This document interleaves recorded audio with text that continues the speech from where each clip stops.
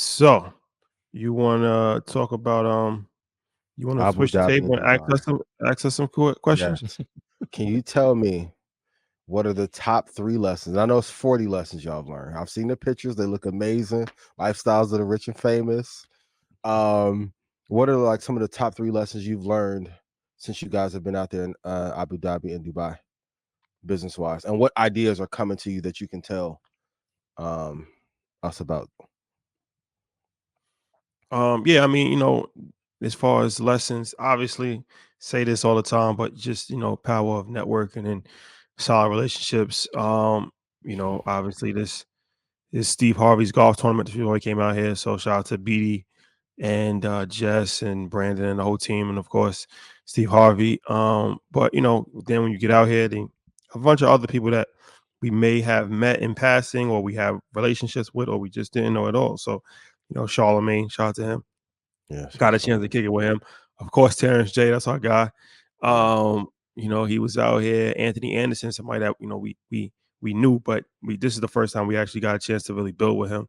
So we got a chance to really, connect with him and just talking and asking questions, seeing what people had going on, different things of that nature. Even Canelo, shout out to Canelo, super cool, humble dude. It was crazy. Like I posted the picture and people didn't even think it was real. Thought it was I AI thought it was generated. AI.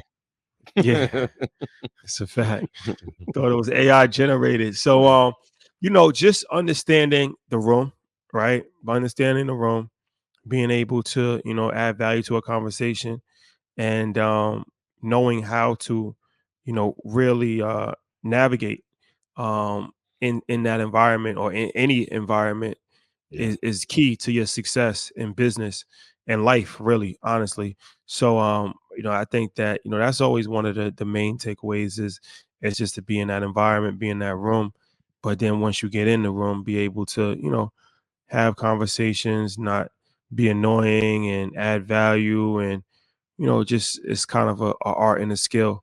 But yeah, definitely a lot of great people that we ran into. Meek Mill, shout out to him. Ran into him, had a yeah, of course. conversation with him. So everybody's out here right now for Formula One race, and then like I said, Steve Harvey had his golf tournament and some stuff. A lot of stuff going on.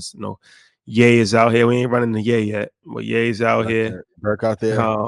Yeah, Yeah, everybody's out here, and then of course, on the business side, a bunch of people that you know most people have never heard of, billionaires and stuff like that out here from the area and from different parts of yeah, the world that in Dubai. So in Abu Dhabi, it's a very eclectic group of people. It's a very international vibe.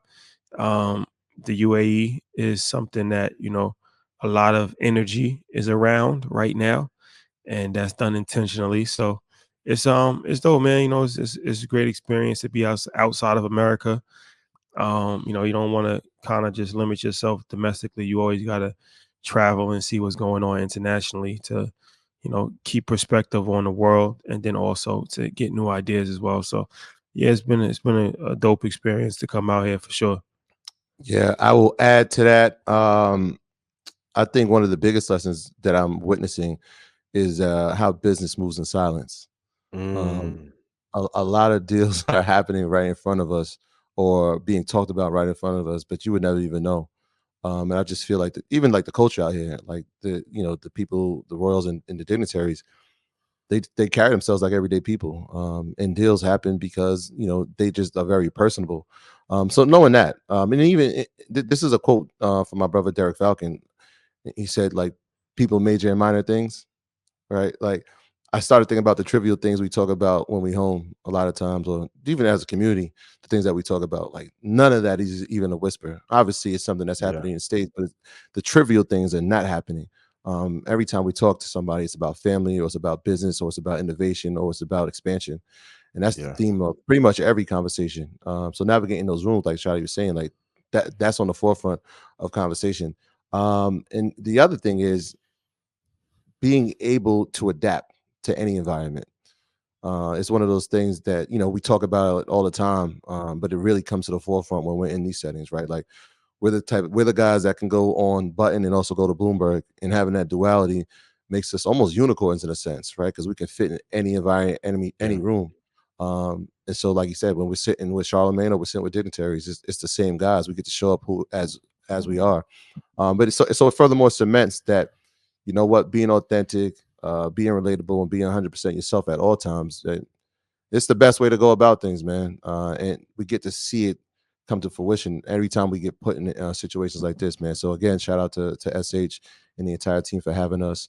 And everybody that we got to sit down with. We really got to bond with some people, like you said, Anthony S. We had a great conversation about finance, right? Like, he's a comedian, but he's like, look, I need to lean in on your guys. Like, you guys know things I don't.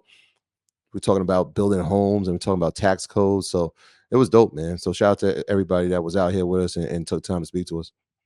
Do you think the networking is a more valuable asset than stocks? And if so, can you tell us why? Because As in far some regards, I would say yes. Like the yeah, I ability mean, to properly network. yeah, I mean, life is about relationships. So, you got to be able to cultivate relationships. Everybody cultivates relationships different ways. But I don't think that you'll go far in life if you're not able to, establish relationships. So, I mean, that's really the most important thing in life, honestly, is who you know. Yeah, And after that is what you know. And if you have a combination of good information of what you know and a good network of who you know, then that's the ultimate, key to combination. success.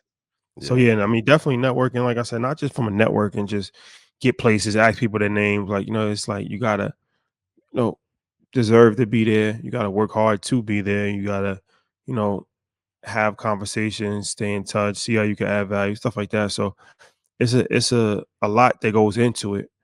But I mean, building relationships is that's the biggest part of life. If you really think about it, everything, whether you're married, that's a relationship that you had to cultivate and build, yeah, and work towards.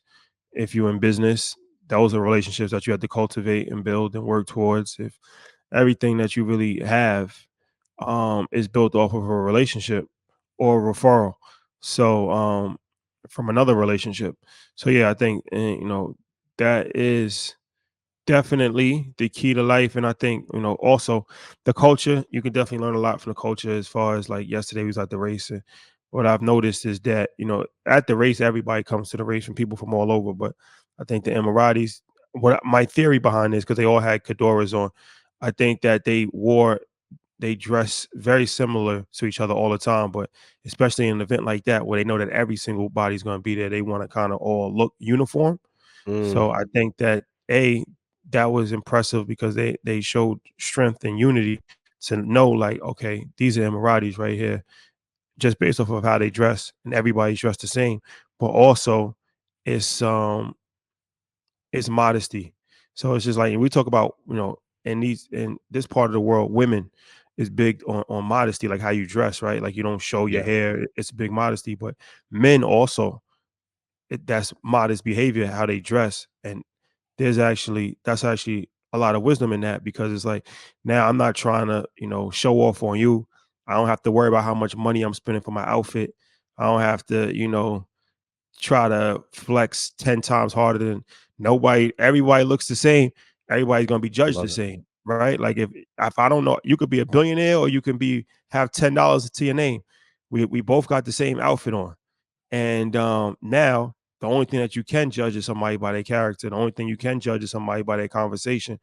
But also, it leads to less individualism, because it's like, all right, now if we're all uniform and we all look the same, and it's extremely modest, right? Just white cloth, a long white cloth garment. Yeah, You might have a nice watch on, but other than that, it's like we all look the same.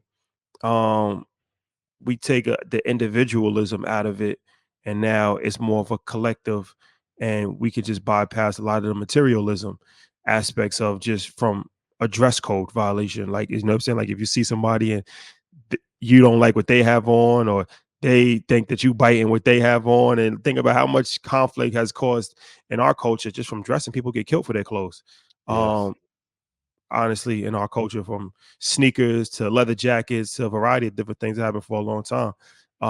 So yeah, you pick up different things in different parts of the world, but definitely something that I noticed.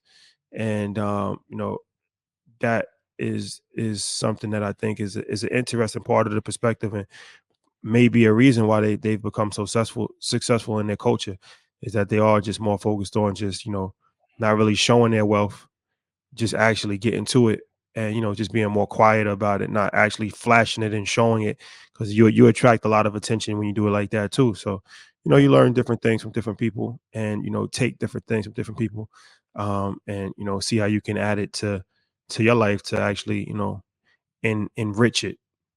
This that Red Panda Anthem. Ian, what's up? This that Red Panda Anthem. Red Panda, what's good? Red Panda Anthem. Your boy going up. I know they can't stand it.